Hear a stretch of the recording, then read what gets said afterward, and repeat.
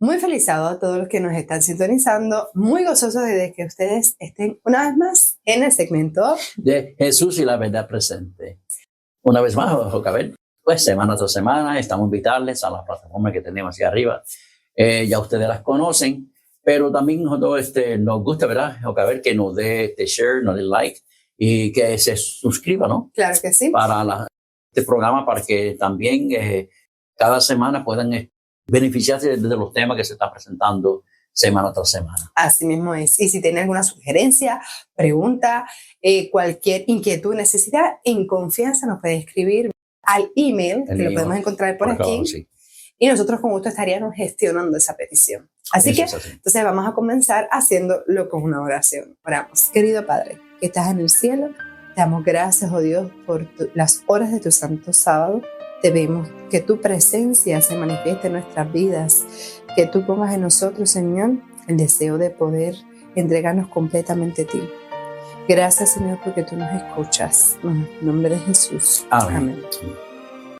Pues la noticia que tenemos en esta noche para discutir se titula El horóscopo y la evidencia bíblica. Así que vamos a ver qué nos dice esta próxima noticia. El pastor Lucas, un exitoso cantante y compositor, recientemente generó controversias al afirmar su creencia en los signos del zodiaco. Okay. Durante su participación en el programa de entrevista Alsa Cast de la Iglesia Alsa Brasil, el presentador Fabio Bijol le preguntó sobre su visión en lo que, ¿verdad? En lo que es lo del zodiaco. Sorprendentemente, el pastor respondió afirmativamente, argumentando que algunas lecturas sobre el comportamiento humano están respaldadas por la Biblia. Para respaldar su posición, el pastor Lucas recurrió a la Biblia. Menciona que cuando Dios habló sobre el futuro de Abraham,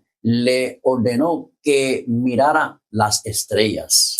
Además, señaló la señal en las estrellas que siguieron los Reyes Magos para encontrar a Jesús recién nacido. Según él, estos ejemplos indican que a veces el diablo o incluso el hombre intenta usurpar lo que Dios creó. La declaración del pastor Lucas rápidamente se volvió viral en las redes sociales, dividiendo opiniones entre los evangélicos. Mientras algunos lo apoyan por su apertura a la interpretación simbólicas, otros lo critican por considerar el horóscopo. Así que para quienes se están añadiendo ahora a la página, estamos hablando sobre una noticia acerca de estas expresiones que hizo un pastor evangélico apoyando lo que es la idea de lo que es el zodiaco. Así que vamos a ver qué evidencia bíblica podemos traer a colación para nosotros poder debatir esta inquietud que se ha presentado. La primera pregunta ¿es aceptable ante Dios esta práctica?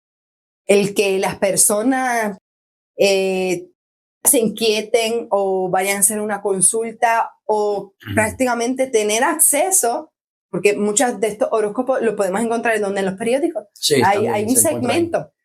Y tenemos por internet. Y por también, internet, que porque eso está ahí accesible. Así que dice en Segunda de Reyes 23:5 lo siguiente. Dice, quitó a los sacerdotes idólatras que los reyes de Judá habían puesto para que quemasen incienso en los lugares altos de las ciudades de Judá y en los alrededores de Jerusalén. También a los que quemaban incienso a Baal, al sol, a la luna, y aquí vamos, y a los signos del zodiaco y a todo el ejército de los cielos. Así que volvemos a lo mismo. Quitó a los sacerdotes que tenían estas prácticas y al pueblo que ellos llegaron a tener consecuencias porque dejaron de adorar al Creador y lo que adoraban era su creación, haciendo estas prácticas que eso no le agradaba para nada al Señor. Exacto. Así que vemos que esto Dios no lo acepta. Vamos a otra pregunta. Bueno, nos dice, ¿qué espíritu apoya la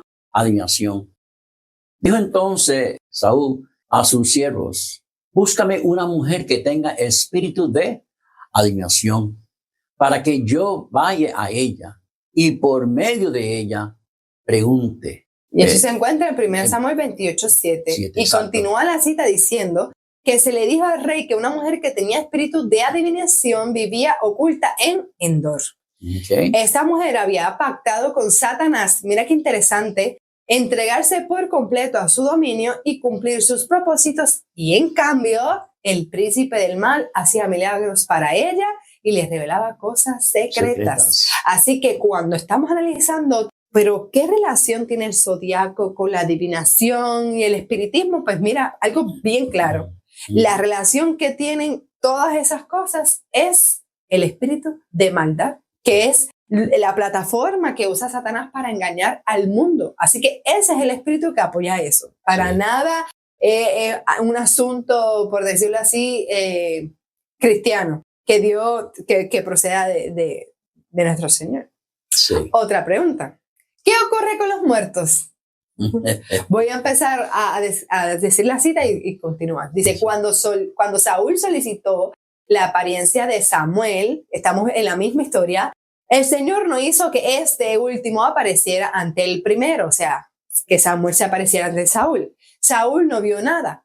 A Satanás no le fue permitido perturbar el descanso de Samuel en la tumba para traerlo a la realidad frente a la divina de Endor. Dios no le ha dado a Satanás el poder de resucitar a los muertos. Eso primero que nada. Pero los ángeles satánicos asumen la forma de amigos, o sea, muertos. Fíjate, hablan y actúan como ellos con el fin de cumplir mejor sus propósitos engañosos. Satanás conocía muy bien a Samuel y sabía cómo representarlo ante la pitonisa de Edom. Y aún podía declarar correctamente el destino de Saúl y sus hijos. Así que hay varias cosas que nosotros podemos presentar en esta cita. Número 1 es que dice aquí que Satanás sabía cómo imitarlo. Significa que nos estudia. Oh, claro está que al sí. tanto de todo. Y es también al hecho de que él dice, espérate, hay un pueblo que me busca a través de lo que es el espiritismo, y él aprovecha y se personifica, y estas personas piensan que son parientes que ellos están invocando. Y les queremos decir que ¿qué ocurre con los muertos? Pues los muertos pasan al descanso, nada saben, y es importante nosotros entender eso. Así que todo con lo que es relacionado a estas prácticas no podemos estar practicándolas ni fomentarlas de ninguna de sus variaciones que hoy día la podemos ver, están inculcadas en libros, en la televisión, en programas y demás, porque lo que están inculcando o promoviendo es un sistema que no es aprobado por Dios. Sí, todo ese tipo de cosas que están surgiendo, especialmente, no sé, que hay gente que buscan por el mismo internet, o sea, que ellos buscan en la página de Facebook, y ellos están buscando, a ver... La lectura del tarot. Hay también el número favorito de uno, qué sé yo. Y ahí, no, hay hasta juegos, en el mismo Facebook. Sí, hay juegos también, eso es correcto. Que de forma divertida, como que esa no es la cosa, y tú lo que estás haciendo es poniendo tu confianza en quién, porque nuestra confianza debe ser puesta en el Altísimo. Exacto. Él sabe lo que es mejor para nosotros. Es nuestro creador. Y nosotros, ¿verdad? Cuando entendemos ¿verdad? Hacemos esa realidad de nuestra vida, de darle el primer lugar, pues nosotros lo estamos honrando y glorificando como Él se merece, y no estamos, por decirlo así, que también se incluye aquí los juegos al azar. Exacto. Haciendo, ¿verdad? Cosas o tomando decisiones que no son para nada bien para nosotros. Exacto. Hay otra pregunta. Sí, ¿qué consecuencias acarrea la rebelión? El mensaje mismo de suficiente evidencia de su origen. Su objeto no era inducir a Saúl al arrepentimiento, sino más bien excitarle a destruirse, y tal no es la obra de Dios, sino la de Satanás. Estamos en la misma, ¿verdad? En la misma historia. La misma historia de Saúl. Y dice, ¿verdad? La cita que además el acto de Saúl al consultar a una hechicera se cita en la Escritura como una de las razones por las cuales fue rechazado por Dios y entregado a la destrucción. ¿Por qué? Porque mira lo que dice Primera de Crónicas. Dice, así murió Saúl por su rebelión, con que prevaricó contra Jehová, contra la palabra de Jehová, la cual no guardó, y porque consultó a una adivina y no consultó a Jehová. Volvemos otra vez a la confianza. Mismo, sí. Por esta causa lo mató y traspasó el reino a David, hijo de Isaí. Mira, cuando nosotros ya tenemos el conocimiento, y si no lo tenemos, pues mira, se está presentando una verdad, hay que estudiarla. Cuando entendemos cuál es la voluntad de Dios y nos rebelamos ante esa voluntad, pues tristemente estamos en el enemigo, ¿verdad? En el camino del enemigo. Sí. Y cuando no guardamos la ley de Dios, pues lo que acarrea a nuestra vida no son bendiciones, no van a ser bendiciones. Así que la consecuencia que acarrea la rebelión es muerte, la paga del pecado es muerte. Por eso Dios quiere, ¿verdad?, que nosotros busquemos su presencia, que nosotros podamos confiar en Él plenamente, porque a través de la historia se nos ha confiado tantas verdades que Él ha guardado al pueblo, aún a pesar de la rebelión, sí, le ha dado la oportunidad de poder gozar y de lo que es compartir todas esas bendiciones que tiene para nosotros. ¿Otra pregunta? Sí, otra preguntita. No, ¿existe el perdón para el alma arrepentida?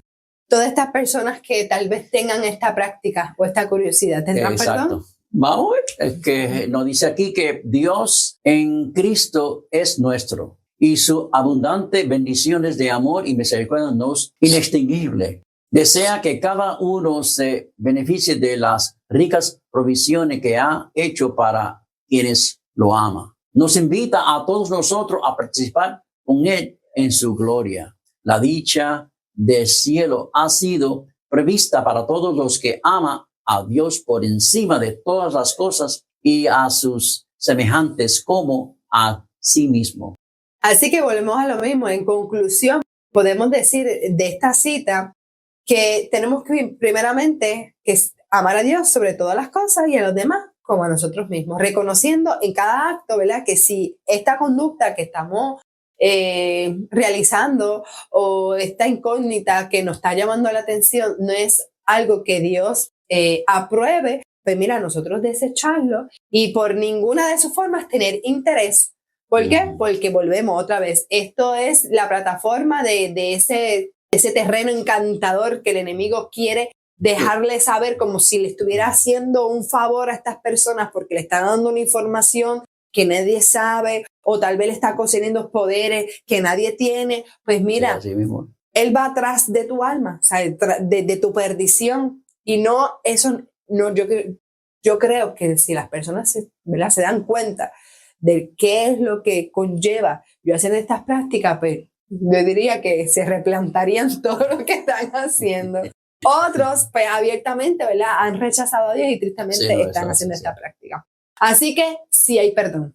Hay perdón, claro que sí. Nuestro Dios es misericordioso. Así que en conclusión, en Génesis 1 se indica, ¿te acuerdas?, que los propósitos de crear las lumbreras era para indicar las estaciones y las señales. Exacto. No, ¿verdad?, estas expresiones que dijo ¿verdad?, el pastor de que este contexto, este texto se sale de contexto y es un pretexto. Sí, exacto. Así que no necesariamente no se puede ver así. Sí, mira, fíjate, la adivinación no es una práctica aprobada por Dios. Eso es punto y coma. Eso no nada de eso. No eso es espiritismo, y quien está tras de eso, ya vimos a través de la cita, que es el enemigo. El enemigo. Satanás utiliza, volvemos aquí, el espiritismo para engañar al mundo. Exacto. Para dar sus mentiras. Acuérdense que él mezcla. Exacto. Él mezcla la verdad para que tenga algo de cierto, pero no es así. Él no es así. Él no quiere que nos salvemos. Así mismo, en su palabra dice que los muertos, fíjate lo que dice la palabra de Dios, nada sabe. Así que ya, por ende, son espíritus, ángeles caídos, quienes están detrás de estas personificaciones, y que no podemos, ¿verdad?, presentarnos ni acceder a ninguna de estas prácticas. La oportunidad de adquirir la imagen de Dios en esta vida. ¿Tú sabes por qué se ha desarrollado el espiritismo? Porque de alguna manera Satanás les quiere decir a la gente que tienen segundas oportunidades para que desperdicie el tiempo presente. Exacto. ¿Y sabes qué? No es así. El tiempo sabe que cuenta es el de ahora. Es de ahora. La preparación para nosotros tener su imagen pregnada en nosotros, que es el carácter, es ahora que se desarrolla. Y Satanás está poniendo problemas, está poniendo tantas atracciones, tantas cosas tantas tentaciones para que siempre de alguna manera se borre lo que es Dios en nuestra vida. Exacto. Y el tiempo pase y ya no tengamos esperanza. Exacto. Así que, Maranata, Cristo viene.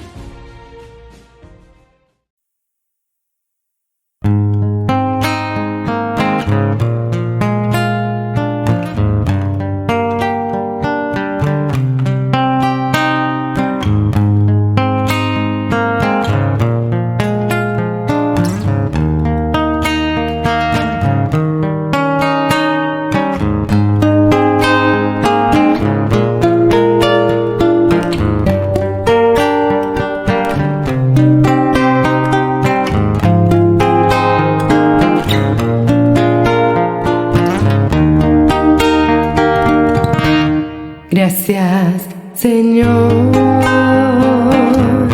por las pruebas que el mundo da, que por ellas yo creceré, pues mía eres tú.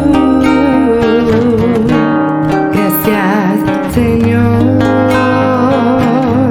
que las luchas paciencia trae y aprendo a que comprender. Hoy quiero hacer tu voluntad y doblegarme ante ti, dejar que tu espíritu me pueda guiar. Cuando más pruebas tenga yo, Cristo las da de disipar. Oh Dios, contigo todo es tranquilidad.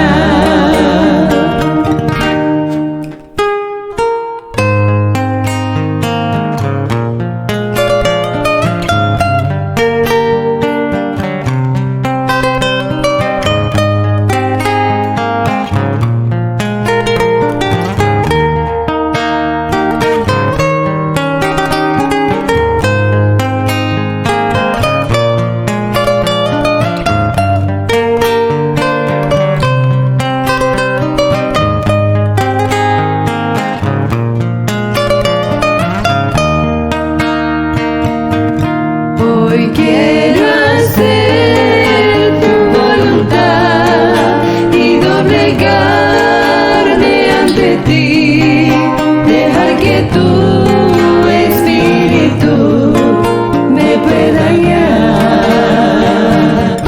Cuando más pruebas tenga yo, Cristo las ha de disipar. Oh Dios, contigo todo es tranquilidad. Gracias, Señor, por todo lo que siento mi ser, pues sé que tú me ayudarás a guardarme del mal.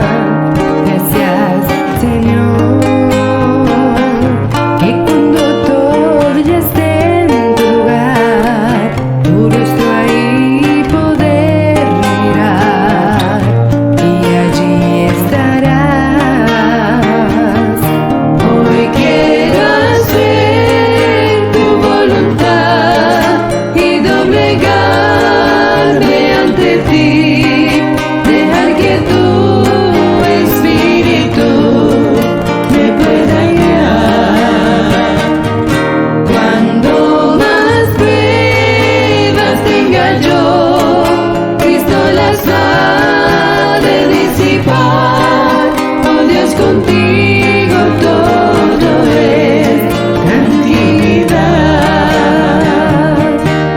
Hoy quiero hacer tu voluntad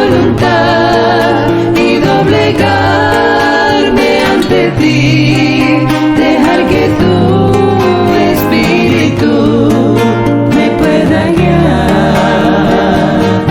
Cuando más pruebas tenga yo, Cristo las ha de disipar. Oh Dios, contigo todo es tranquilidad. Oh Dios, contigo todo es tranquilidad.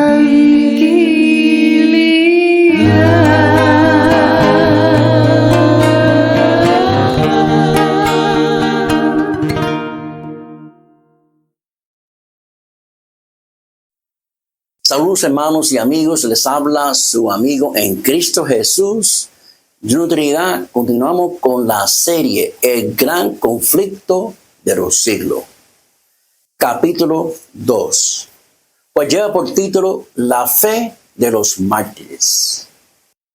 Cuando Jesús reveló a sus discípulos la suerte de Jerusalén y a los acontecimientos de la segunda venida, predijo también lo que había de experimentar su pueblo desde el momento en que él sería quitado en el medio de ellos, hasta de su segunda venida en poder y gloria para libertarlos.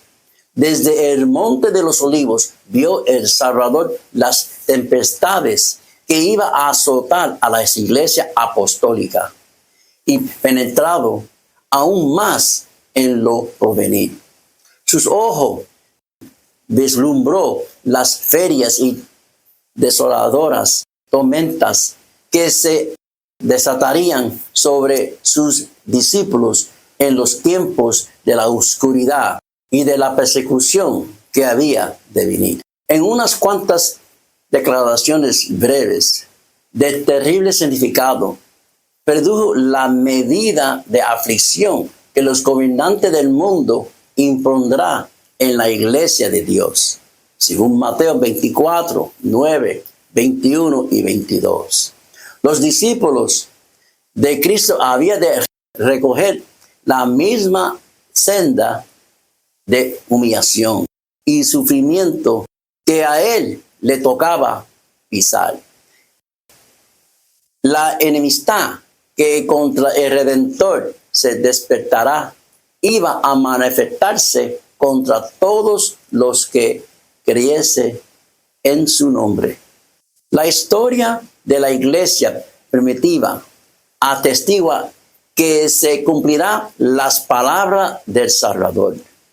Los poderes de la tierra se coligaron para atacar a Cristo en la persona de sus discípulos. El paganismo previo de triunfar el evangelio, sus templos y sus altares serían derribados, y reunió sus fuerzas para destruir el cristianismo, incendiase el fuego de la persecución. Los cristianos fueron despojados de sus posesiones y expulsados de sus hogares. Todos ellos sufrieron. En Hebreos 10, 32, 11 y 36, gran combate de aflicciones. Experimentaron vituperio y azotes, y a más de estos, prisiones y cárceles. Muchos sellaron su testimonio con su sangre. Nobles y esclavos, ricos y pobres, sabios y ignorantes, todos eran muertos sin misericordia. Estas persecuciones que empeñaron bajo el imperio de Nerón, cerca del tiempo de martirio de San Pablo, continuaron con más y menos furias por varios siglos.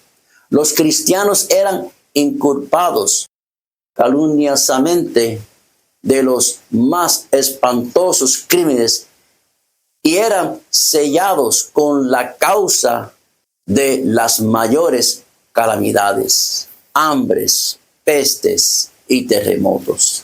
como eran objeto de los odios y sospechas del pueblo. No faltaban los delatores que por vil interés estaban listos para vender a los inocentes. Se los condenaba como rebeldes contra el imperio, enemigo de la religión y azotes de la sociedad. Muchos eran arrojados a las ferias o quemados vivos en los anfiteatros. Algunos eran crucificados y a otros los cubrían con perlas de animales salvajes y los echaban en la arena para ser despedazados por los perros. Estos constituían a menudo la principal diversión de las fiestas populares. Grandes muchedumbres solían reunirse para gozar de semejantes espectáculos. Saludaban la agonía de los moribundos con resultados y aplausos.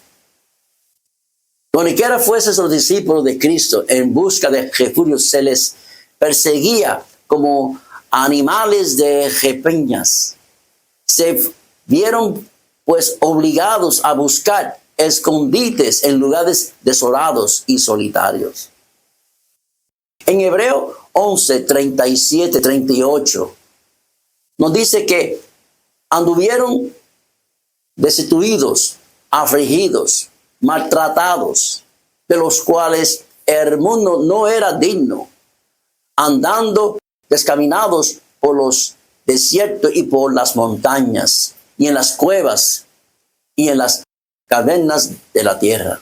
Las catacumbas ofrecieron refugios a millares de cristianos. Debajo de los cerros, en las fueras de la ciudad de Roma, se había cavado a través de tierra y piedra largas galerías subterráneas, cuya oscura y intrínseca red se extendía más allá de los muros de la ciudad. En estos retiros, los discípulos de Cristo sepultaban a sus muertos y hallaban lugar donde se sospechaba de ellos y se lo proscribía. Cuando el dispensador de la vida despierta a los que peleaban la buena batalla, muchos mártires de la fe de Cristo se levantarían de entre aquellas cavernas tenebrosas. En las persecuciones más encarnizadas, estos testigos de Jesús conservaron su fe sin mancha. A pesar de verse privadas de toda comodidad y aún de la luz del sol mientras moraban en la oscuridad, pero benigno seno de las tierras, no profirieron quejas. Con palabras de fe, paciencia y esperanza, se animaban unos a los otros para soportar la privación y la desgracia.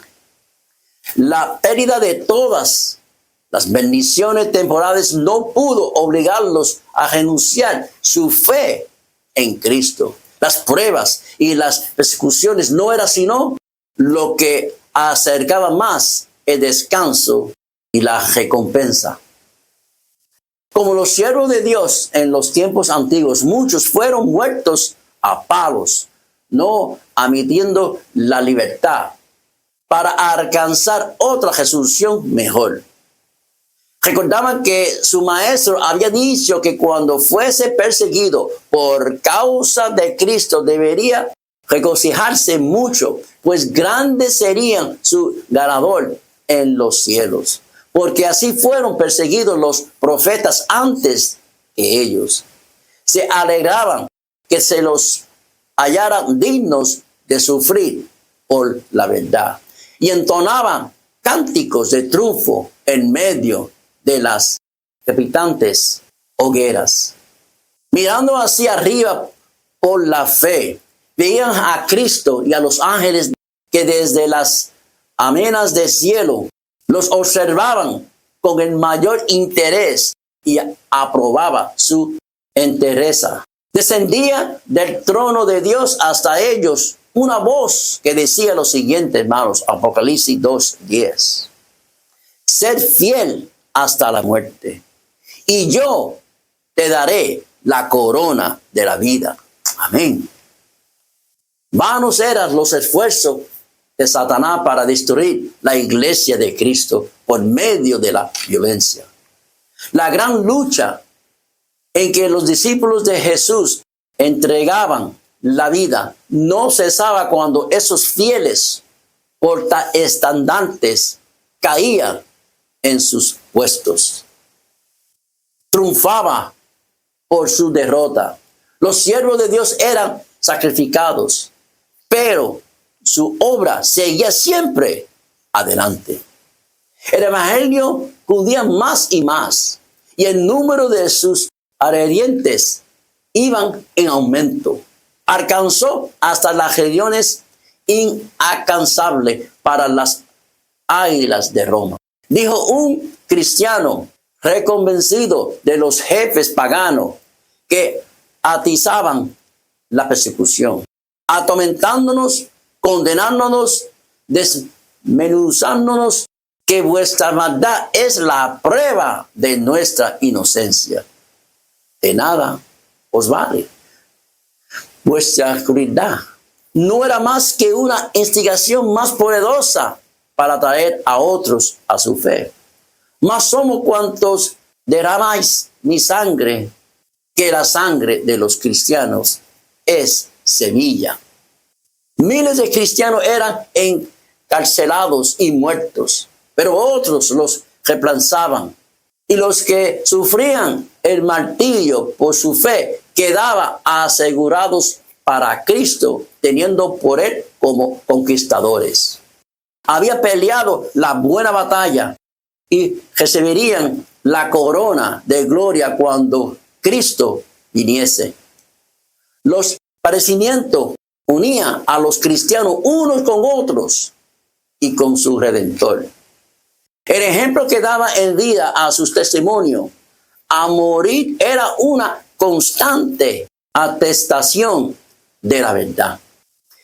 Y donde menos se esperaba, los súbditos de Satanás abandonaban su servicio y se alistaban bajo el estandarte, hermanos, de Cristo. La vista de esto, Satanás se propuso oponerse con más éxito al gobierno de Dios, implantando su bandera en la iglesia cristiana. Si podía engañar a los discípulos de Cristo, inducirlos a ofrendar a Dios, declararían su resistencia, su fuerza y su estabilidad, y ellos mismos vendrían a ser presa fácil. El gran adversario se esforzó entonces por obtener con artificio lo que no considera por la violencia. Cesó la persecución, reemplazaron las peligrosas seducciones de la prosperidad temporal y del honor mundano. Los ídolos fueron inducidos a aceptar parte de la fe cristiana, aparte que rechazaban otras verdades esenciales. Profesaban aceptar a Cristo como Hijo de Dios y creían en su muerte, en su resurrección. Pero no era convencido del pecado ni sentía necesidad de arrepentirse o de cambiar su corazón. Había hecho algunas concesiones, pusieron que los cristianos hicieran las suyas para que todos pudiesen unirse en el terreno común de la fe en Cristo. Las iglesias se vio entonces en gravísimo peligro y en comparación con él, la cárcel, las torturas, el fuego y la espada eran bendiciones. Algunos cristianos permanecieron firmes, declararon que no podían transigir. Otros se declararon dispuestos a ceder o a modificar en algunos puntos su confesión de fe y unirse con los que habían aceptado parte del cristianismo, insistiendo en que ellos podían llevarlos a una conversión completa. Fue un tiempo de profunda angustia para los verdaderos discípulos de Cristo. bajo el manto de un cristianismo falso, Satanás se introducía en la iglesia para corromper la fe de los creyentes y apartarlos de las palabras de la verdad. La mayoría de los cristianos consintieron al fin de arriar su bandera y se realizó la unión del cristianismo con el paganismo. Aunque los adoradores de los ídolos profesaban haberse convertido y unirse con la iglesia, seguían afrejándose a sus ídolos y solo había cambiado los objetos de sus cultos por imágenes de Jesús y hasta de María y de los santos. La levadura de la idolatría introducida de ese modo en la iglesia prosiguió su funestes obra. Doctrinas falsas, ritos supersticiosos y ceremonias idólatras se incorporaron en la fe y en los cultos cristianos. A unirse los discípulos de Cristo con los idólatras, la religión cristiana se corrompió y la iglesia perdió su pureza y su fuerza. Hubo, sin embargo, creyentes que no se dejaron extraviar por esos engaños y adorando solo a Dios. Se mantuvieron fieles al autor de la verdad. Entre los que profesan el cristianismo ha habido siempre dos categorías de personas. La de los que estudian la verdad del Salvador y se afana por corregir sus defectos y a semejanza a que es nuestro modelo, y la de aquellos que rehuyen las verdades sencillas y prácticas y ponen de manifiesto sus errores. Aún en sus mayores tiempos, la iglesia no contó exclusivamente con fieles verdaderos, puros y sinceros. Nuestro Salvador enseñó que no se debe recibir en la iglesia a los que pecan voluntariamente.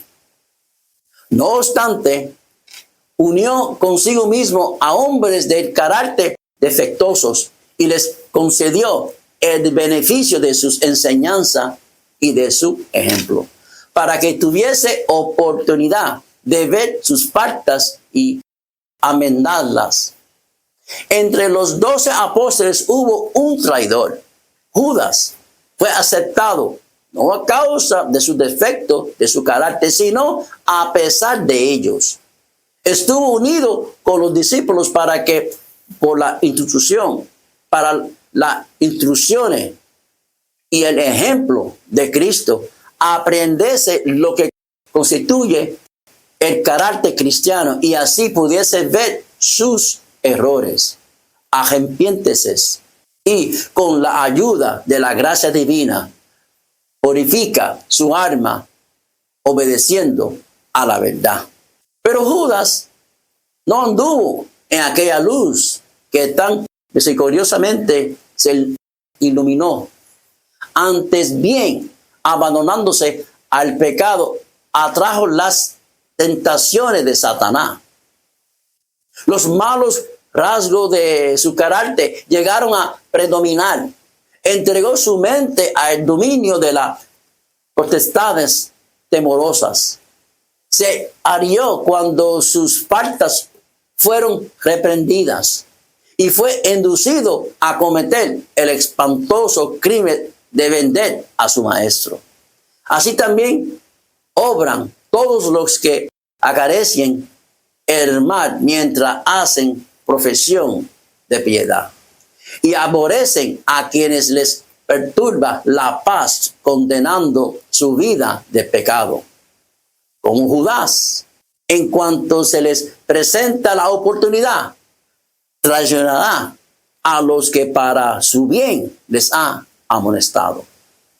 Los apóstoles se opusieron a los miembros de la iglesia que, mientras profesaban tener piedad, daban secretamente cabida a la iniquidad.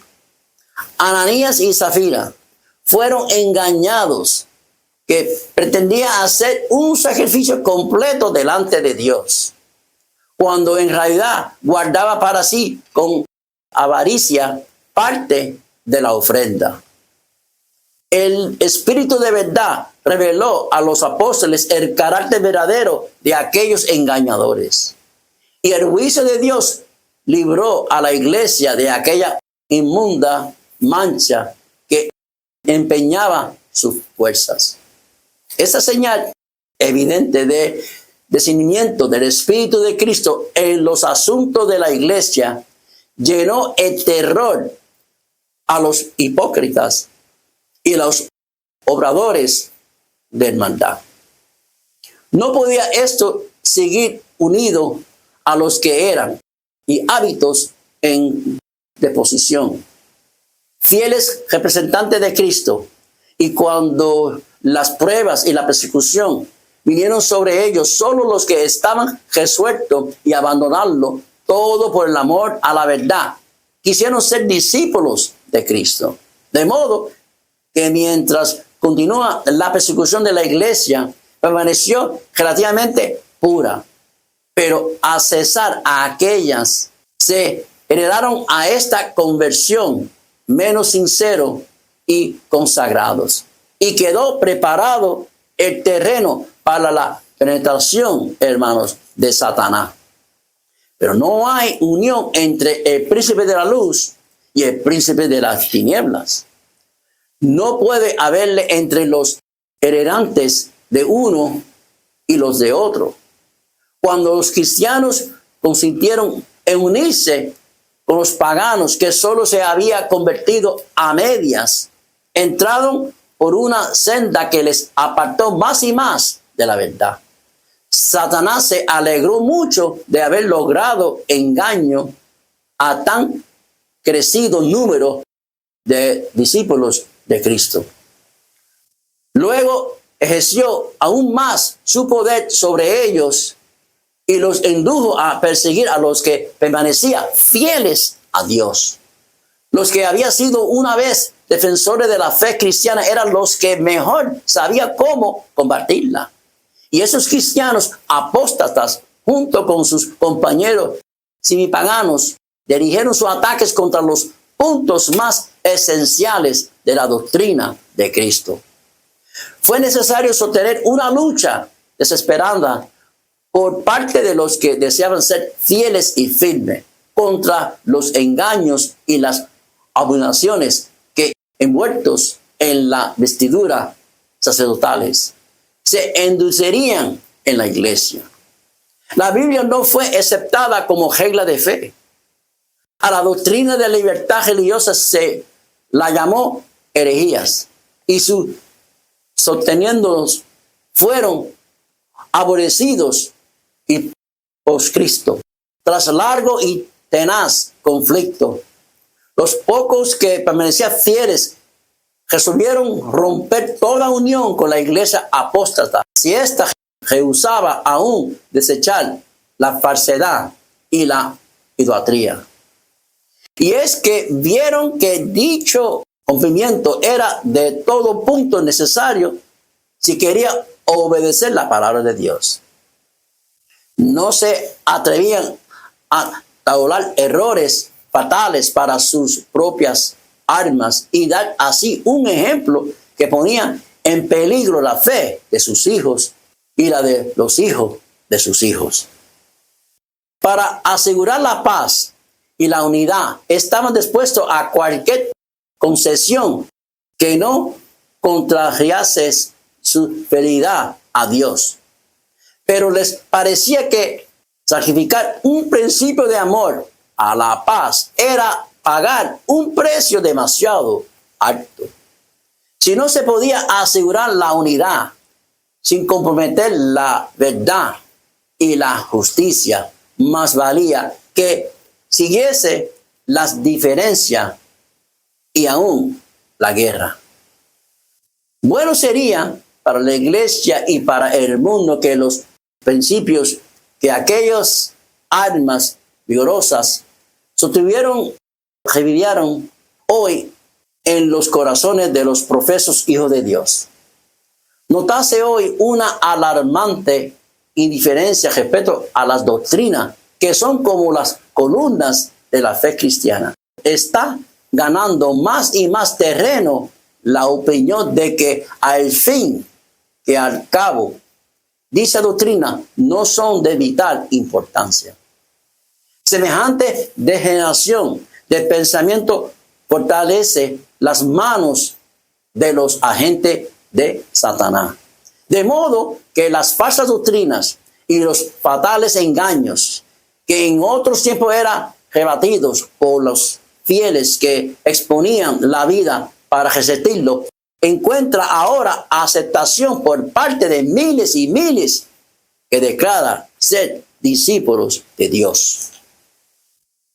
No hay duda que los cristianos prometidos fueron un pueblo peculiar. Su conducta intachable y su fe inquebrantable constituían un reproche continuo que turbaba la paz del pecador. Aunque pocos en números, escasos de bienes, sin posición ni títulos honorables, aterrorizaban a los obradores de hermandad, donde quiera que fueran conocidos sus caracteres y sus doctrinas. Pero eso los odiaba los impíos, como Abel, que fue aborrecido por el impío Caín. Por el mismo motivo que tuvo Caín para matar a Abel, los que procuraba librarse de la influencia refrenadora del Espíritu Santo daba muerte a los hijos de Dios. Por ese mismo motivo, los judíos iban rechazando y crucificando al Salvador. Es a saber, porque la pureza y la santidad del carácter de este constituía una reprensión constante para su egoísmo y corrupción, desde el tiempo de Cristo hasta hoy. Sus verdaderos discípulos ha despertado el odio y las oposiciones de los que seguían con deleite los senderos del mal. ¿Cómo pues puede llamarse el Evangelio un mensaje de paz?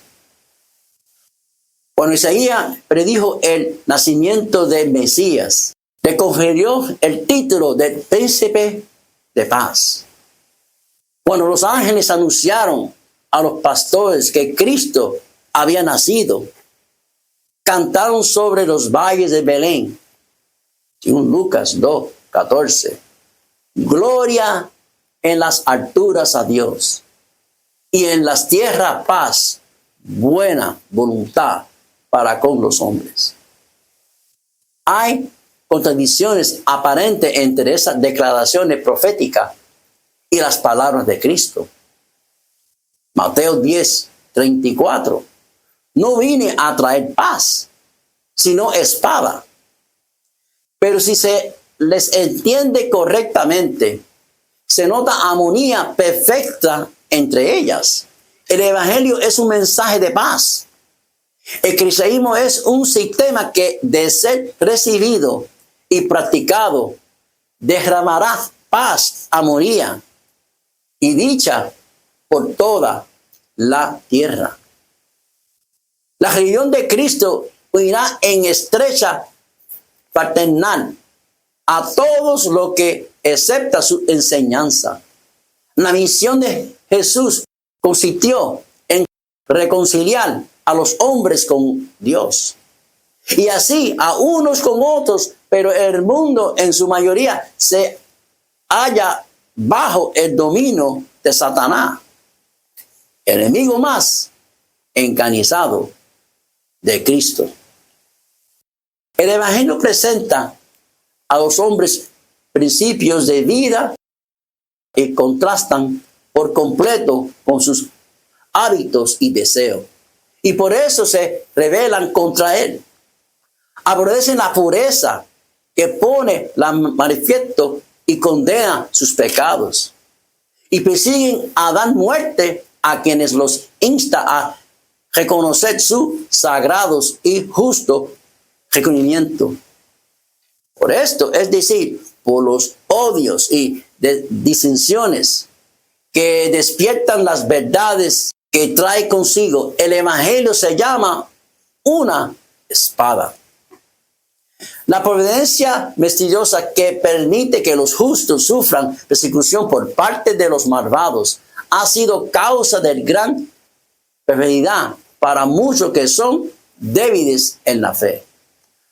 Hasta los hay que se sienten tentados a abandonar su confianza en Dios porque Él permite que los hombres más viles prosperen, mientras que los mayores de los más puros sean afligidos y atormentados por el cruel poreo de ellos. ¿Cómo es posible decir ello? Que uno que es todo justicia y misericordia y cuyo poder es infinito, tolera tanto injusticia y oposición. Es una cuestión que no nos incumbe. Dios nos ha dado suficiente evidencia de su amor y no debe dudar de su bondad porque no entendemos los actos de su providencia, previendo las dudas que asaltarán a sus discípulos en días de pruebas y oscuridad. El Salvador le dijo en Juan 15:20, acordaos de la palabra que yo os ha dicho. No es el siervo mayor de su Señor. Si a mí me ha perseguido, también a vosotros perseguirán. Jesús sufrió por nosotros más de lo que cualquier de sus discípulos puede sufrir a ser víctima de la crueldad de los malvados. Los que son llamados a sufrir la tortura y el martirio no hacen más que seguir las huellas del amado Hijo de Dios. Segundo de Pedro 3:9. El Señor no tarda su promesa.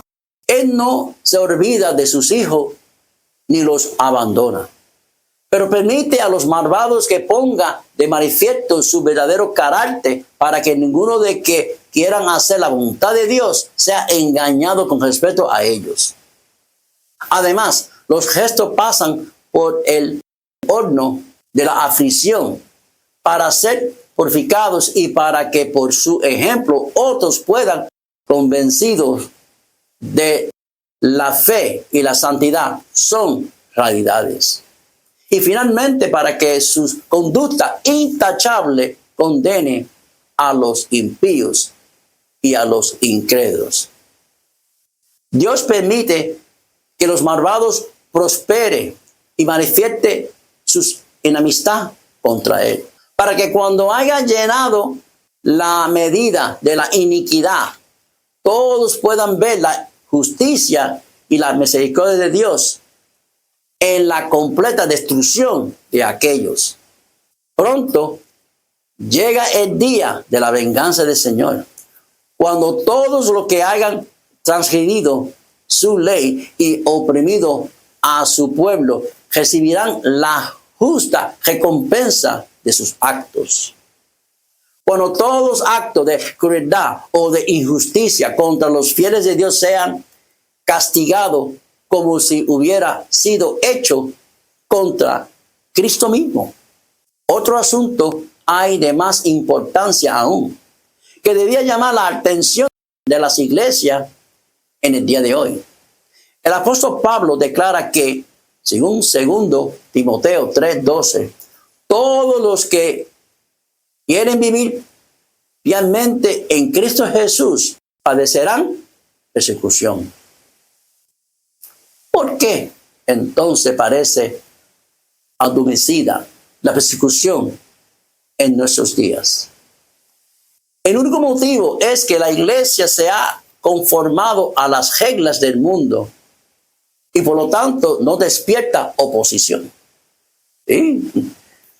La religión que se confiesa hoy no tiene el carácter puro y santo que distinguirá a la fe cristiana en los días de Cristo y sus apóstoles.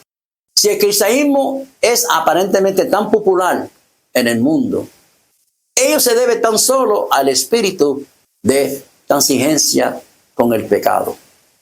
A que las grandes verdades de la palabra de Dios son miradas con indiferencia. Y a la poca piedad vital que hay en la iglesia. Que vivan la fe y el poder de la iglesia primitiva. Y el espíritu de persecución revivirá también. ¿Sí? Y el fuego de la persecución volverá, hermanos, a encenderse. Eso es así. Le esperamos en nuestra próxima semana. Capítulo 3, cual lleva por título Una era de tinieblas espirituales. Oremos. Señor Padre, en esta hora, gracias, Señor, una vez más, por este día, oh Dios, tan glorioso que nos has dado. Una vez más,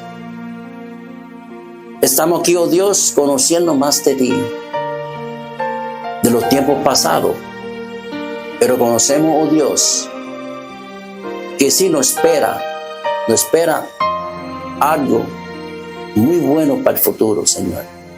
Pero tenemos que hacer la preparación ahora, oh Dios. Porque sabemos que el tiempo va de más a peor, pero sí sabemos que hay esperanza en ti, oh Dios. Permita, oh Dios, que nosotros conozcamos ese tiempo, oh Dios, de una forma que nos pueda preparar, que podamos nosotros, oh Dios, llevar este mensaje a otros lugares, Señor.